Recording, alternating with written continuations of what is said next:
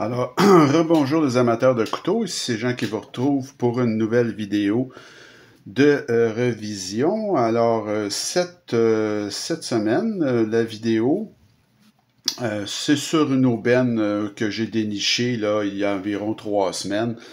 C'est ce tout petit couteau-là, ici, un petit ADC très très joli, qui s'appelle, c'est le Kansept Mini Cryo. Alors, le Cryo ou Cryo, là, c'est le design le plus connu du grand patron chez Kansept, là, Kim Ning. Alors, c'était initialement un couteau pleine grandeur et comme ça a très bien fonctionné, on fait plusieurs variations, dont une version mini qui est particulièrement réussie. Mais encore une fois, faut-il l'avoir à bon prix? Alors, je vous fais tout de suite les spécifications de ce mini Cryo. Alors, c'est un tout petit couteau, hein, ça mesure 6,64 pouces, donc sous la barre des 7 pouces, 16,86 cm. La lame 2,9 pouces, 7,36 cm. Le poids très raisonnable de 2,71 onces ou 77 grammes. Mieux, je crois qu'il y a beaucoup de squelettisation à l'intérieur. C'est un roulement à billes.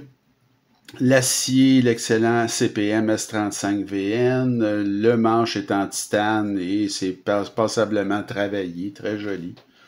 Style de lame drop point. L'ouverture se fait via un trou de pouce. Alors ça fonctionne très bien. Je vous dirais que ça fonctionne surtout bien de manière inversée. Mais avec le pouce, ça va aussi. Le trou est suffisamment grand. Vous avez ici un verrouillage de cadre, tout à fait standard.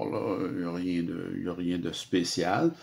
L'épaisseur de lame, 0,11 pouces ou 2,79 mm. Vous avez l'épaisseur de manche à 0,43 pouces ou 11 mm. Et une fois fermé, alors ce tout petit couteau, une fois fermé, est très discret. Et c'est 1,16 pouces ou 29,7 mm. Vous avez un clip qui est très joli en titane qui est hip-hop et non réversible. Et ce que ça donne en poche, c'est ceci. Ce n'est pas tout à fait de port profond, mais bon, on peut dire que ça va, là, c'est quand même très correct.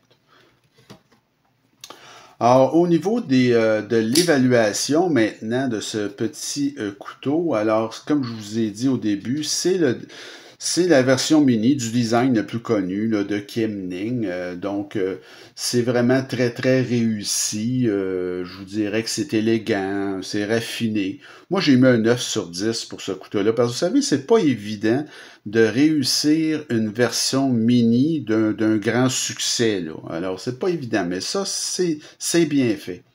Alors, les matériaux, l'acier S35VN, le titane, roulement à billes, le clip en titane, bon, c'est très très bon. Un or 9 sur 10, encore une fois, pour les matériaux. Présentation, assemblage, alors là, la boîte Kansept, bon, vous la connaissez, c'est toujours une présentation impeccable. Ici, vous avez la petite lingette, vous avez la petite pochette là, qui est très jolie aussi. Alors, la présentation est vraiment là, chez Kansept de très très haut niveau. Et vous avez l'assemblage qui est tout aussi bien, donc pas évidemment aucun jeu.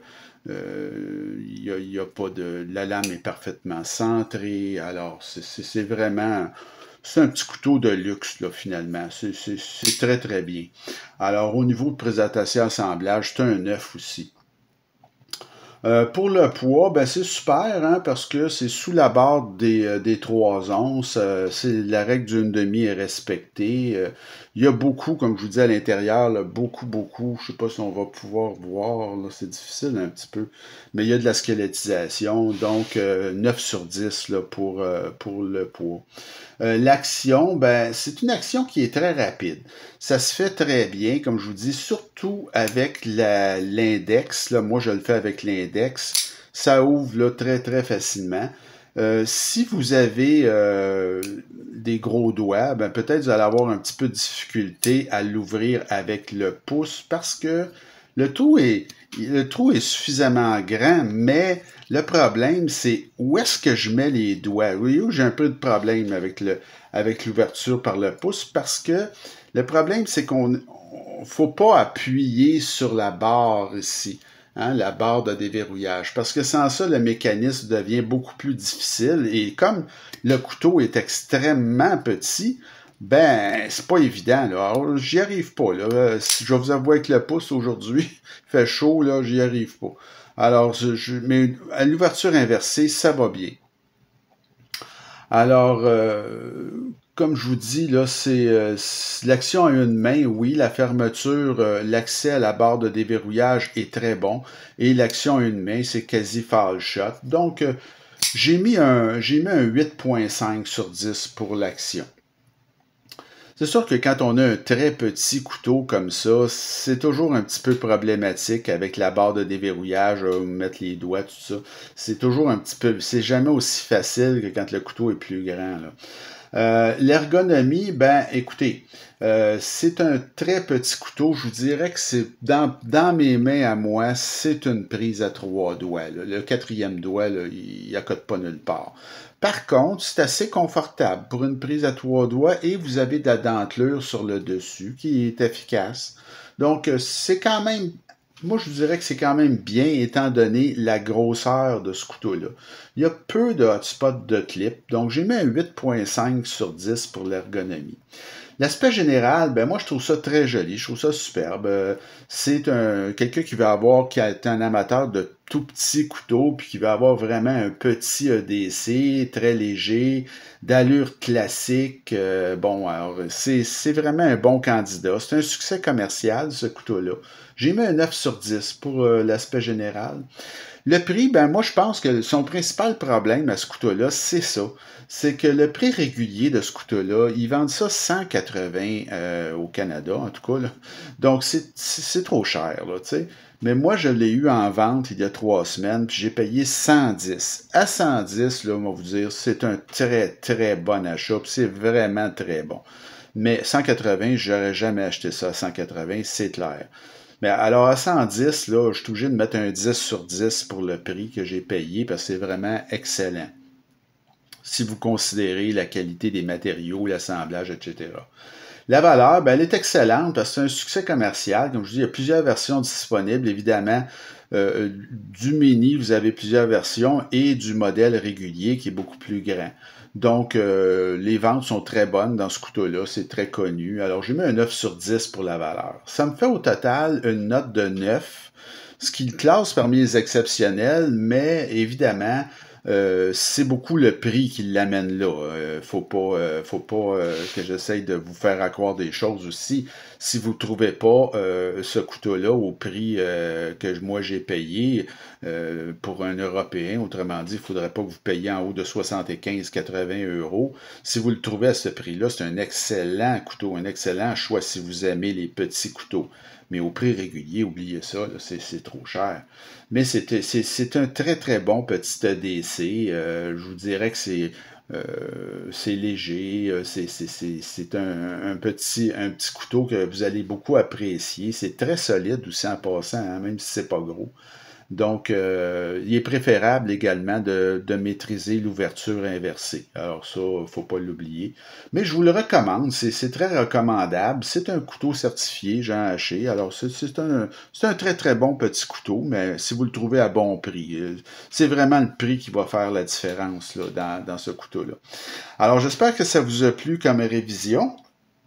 La semaine prochaine, la prochaine vidéo, on revient à nos vidéos de duel. Et là, j'en ai tout un à vous présenter. C'est vraiment un duel parmi deux des couteaux peut-être les plus iconiques qui existent. Alors, vous avez premièrement le Benchmade Bug-Out. Vous remarquerez que mon Benchmade Bug-Out à moi, c'est une version modifiée, hein, parce que j'ai changé le manche. Alors, parce que le manche est affreux sur un bug-out régulier, là, le petit manche bleu là, en FRN, je n'étais pas capable. Et je vais le poser, le bug-out, à l'excellent Spyderco Sage 5. sur lequel j'ai également changé le manche qui est lui-ci est très laid là, en FRN. Donc, par contre, vous allez voir, je vais vous expliquer dans la prochaine vidéo, il y a quand même des différences dans le sens que le bug-out, c'était une quasi-obligation de le changer, tandis que le Spyderco, lui, c'est juste parce que c'est laid. Là. Alors, c'est notre prochain duel, le Benchmade Bug-out versus le Spyderco Sage 5. Et il me reste à vous souhaiter une bonne fin de journée et continuez à vous abonner à ma chaîne et à m'écrire. On se retrouve très bientôt. Bonjour!